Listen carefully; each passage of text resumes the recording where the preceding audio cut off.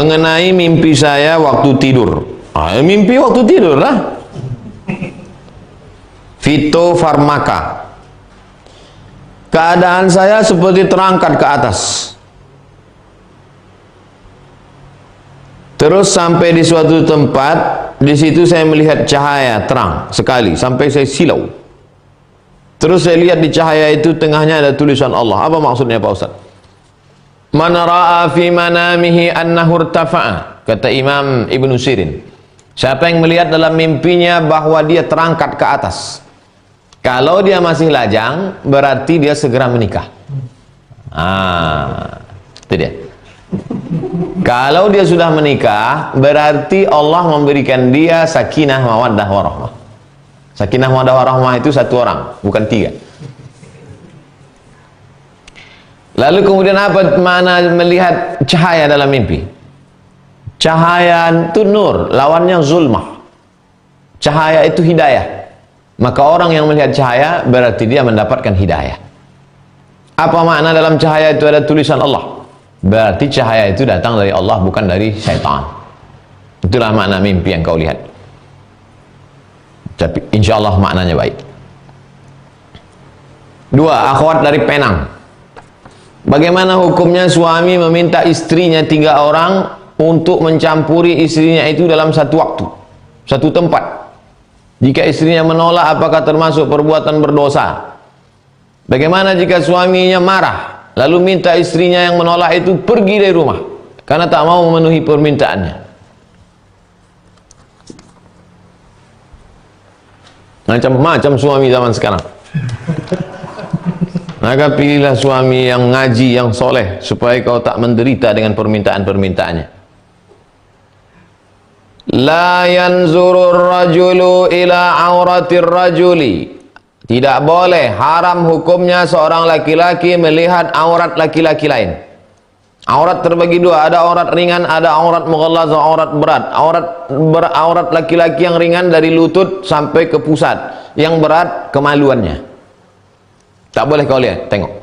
Walal mar'atu ila auratil mar'ati. Haram hukumnya seorang perempuan melihat aurat perempuan yang lain. Sesama perempuan boleh melihat lengan, boleh melihat leher, boleh melihat betis, boleh melihat tengkuk, boleh melihat rambut, sesama perempuan. Tapi melihat aurat mughallazah yang berat kemaluan tetap haram hukumnya. Jadi kalau kau ajak istrimu, istri pertama, istri kedua, istri ketiga, haram. Istri pertama itu melihat aurat istri kedua haram melihat aurat istri ketiga. Mereka tak boleh saling memandang. Hadis riwayat Muslim. Fihi, dalam hadis ini, tahrim, haram. Nazarir rajuli ila auratir rajul. Haram laki-laki memandang kepada aurat laki-laki, wal mar'ati ila auratil mar'ati. Haram perempuan melihat aurat perempuan. Begitu kata Imam Nawawi. La khilafa fihi, tidak ada ikhtilaf. Hanafi, Maliki, Syafi'i, Hambali, Zahiri, tak ada ikhtilaf, kata Imam Nawawi dalam kitab Al-Minhaj Syarah Sahih Muslim Ibnil Hajjaj. Bagaimana kalau istri 1, istri 2, istri 3 itu setuju, mau dia? Wa in radiyata, kalau istrinya itu mau, setuju, ridha, suka dia, bi an tujami' wahidatan, salah satu di antara mereka berhubungan intim, bihaitsu tarahul ukhra, berhubungan intim dia dengan salah satu, yang satu melihat, lam yajuz, haram, tak boleh.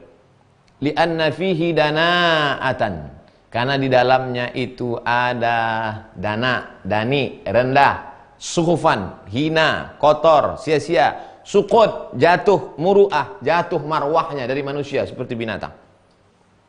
Falam, tidak boleh biridhahuma, walaupun keduanya, istrinya itu mau, sukarela. Wala yujami, tidak boleh seorang suami berhubungan intim dengan istrinya bihaitsu yarahuma ahadun, ditengok orang lain.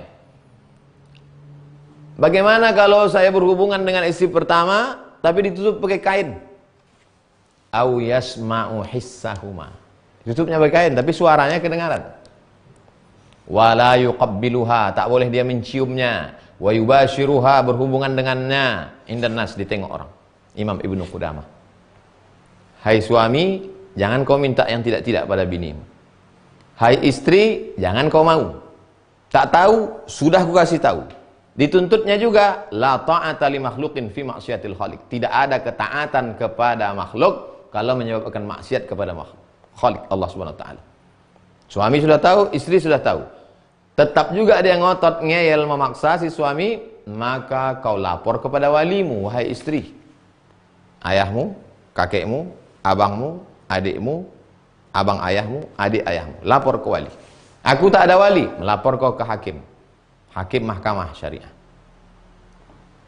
Dan bagi yang belum menikah, kau cari laki yang betul otaknya. Jangan yang tidak minta macam-macam. Wallahu a'lam bishawab.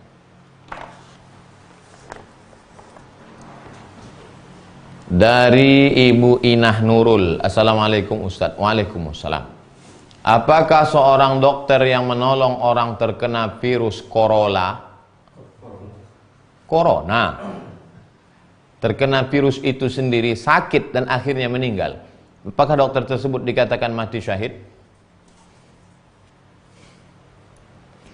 Sedangkan yang diam di rumah muhtasiban hanya mengharapkan balasan dari Allah mati syahid, apalagi yang terkena dan dia karena berjuang karena Allah, dia dapat syahid plus.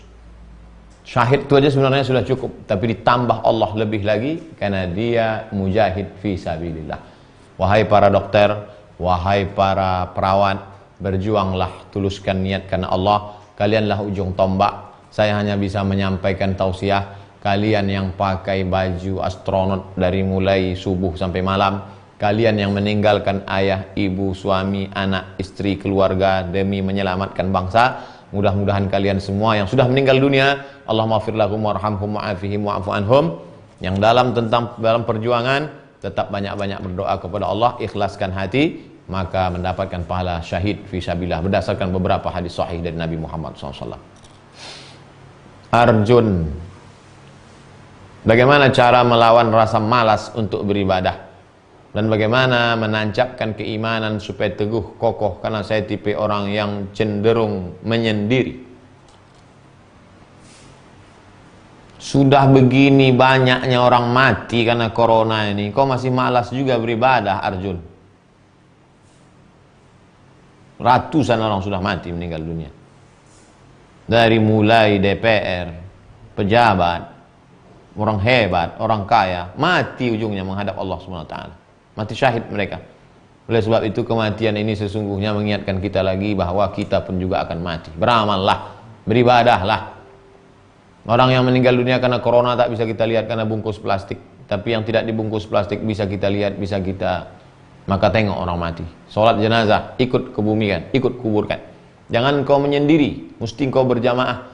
Mungkin kau tidak suka bergaul dengan orang, tapi ikuti pengajian, buat komunitas, datang seperlunya, ngomong, interaksi sosial, habis itu menyendiri lagi. Terakhir, Pak Tono, mengenai nilai takwa, bagaimana menyikapi semut-semut yang banyak di rumah ketika menyimpan makanan dikerumuti sama semut. Dimanapun ditaruh, dia ada. Apa yang harus saya lakukan, Pak Ustadz? Saya beli tutup plastik, saya masukkan ke dalam kurma, saya tutup, tak ada semut. Waktu saya letakkan di atas, datang semut. Jadi ketika semut datang, bukan salah semut, salah kita. Kenapa tutup di atas? Saya sudah praktekkan. Tutup pakai plastik, dia tak datang.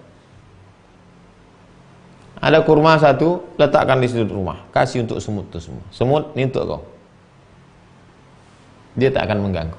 Dia juga makhluk Allah Subhanahu wa ta'ala. Kasih makan dia. Kita tutup. Makanan-makanan jangan dibiarkan. Dibiarkan anak kecil berserak-serak makanan manis, datang semut, lalu kemudian dibunuh. Uqtulul aswadaini fi shalah, bunuhlah dua yang hitam walaupun kau sedang salat. Semut, binatang yang mengganggu, ular hitam, kalajengking, boleh dibunuh. Idza qataltum fa ahsinul qitlah, kalau bunuh dengan baik, sekali pukul mati. Jangan disiksa dia. Nah, oleh sebab itu maka semut ini kalau mengganggu sama juga macam ular. Mengganggu dia, sekali bunuh, mati. Tapi jangan sampai disiksa. Wallahu a'lam bishawab.